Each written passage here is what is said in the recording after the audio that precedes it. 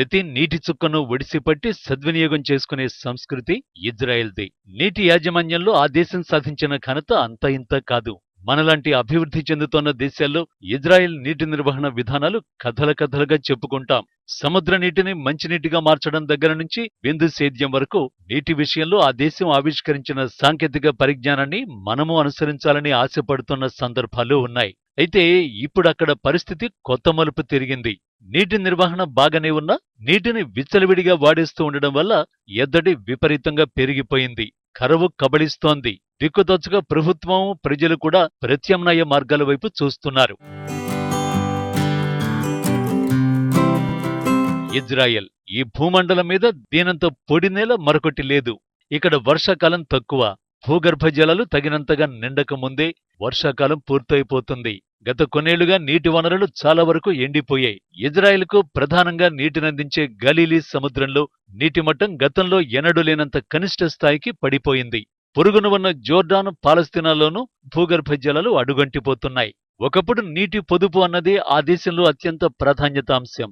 నీటిని జాగ్రత్తగా వినియోగించుకోవాలని, దుబారా తగదని ప్రభుత్వం మైకులలో వీధి వీధి తిరిగి ప్రచారం చేసేది. స్నానాలకు తక్కువ నీరు వినియోగించాలని, నీటి అవసరం తక్కువగా ఉండే మొక్కలు మాత్రమే పెంచాలని, పెద్దగా నీరు అవసరం లేని పంటలే పండించాలని ప్రభుత్వం సూచించేది. నీటి అధిక వినియోగాన్ని అదుపు చేసేందుకు పన్నులు విధించిన సందర్భాలు కూడా ఉన్నాయి. కానీ సముద్రం నీటిని శుద్ధి చేసే డీశాలినేషన్ సాంకేతిక పరిజ్ఞానాన్ని ఆవిష్కరించిన తరువాత ఇజ్రాయిల్లో పరిస్థితి మారిపోయింది.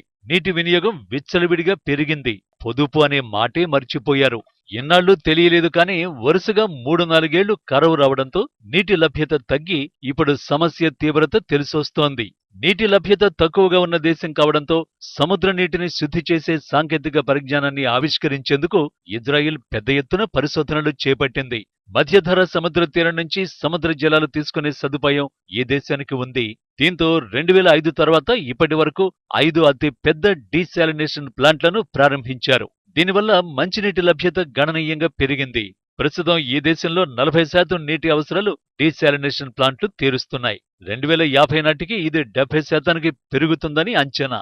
సముద్ర నీటిని శుద్ధి చేసి వాడుకునే గొప్ప సాంకేతిక పరిజ్ఞానం ఆవిష్కరించినందున ఇక నీటి కొరత అనేది ఉండదని ఆ దేశ ప్రజలు భావించారు. అందుకే నీటి పొదుపు అంశాన్ని పక్కన పెట్టేసి ఇష్టానుసారం వాడటం మొదలుపెట్టారు. అదే ఇప్పుడు సమస్యాత్మకమైంది.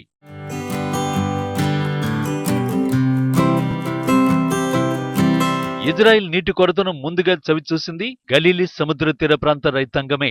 ఇక్కడి రైతులు ఒక పరిమితికి మించి నీటిని వినియోగించరాదని ఇజ్రాయిల్ ప్రభుత్వం ఆంక్షలు విధించింది.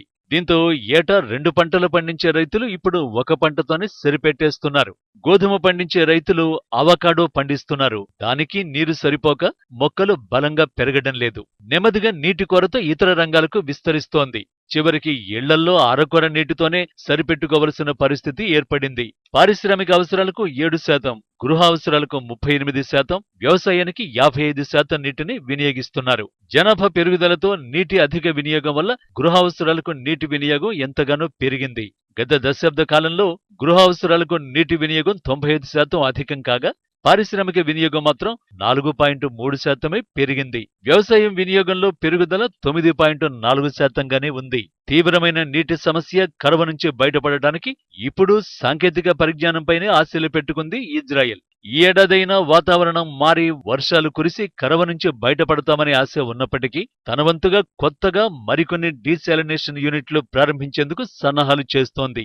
వాస్తవానికి ఈ యూనిట్ల నిర్వహణ ఎంతో ఖరీదైన వ్యవహారం. విద్యుత్తు ఖర్చు విపరీతంగా అవుతోంది. అయినప్పటికీ నీటి కరువు నుంచి బయటపడాలంటే కొత్త యూనిట్లు స్థాపించడమే మార్గమని అక్కడి ప్రభుత్వం భావిస్తోంది.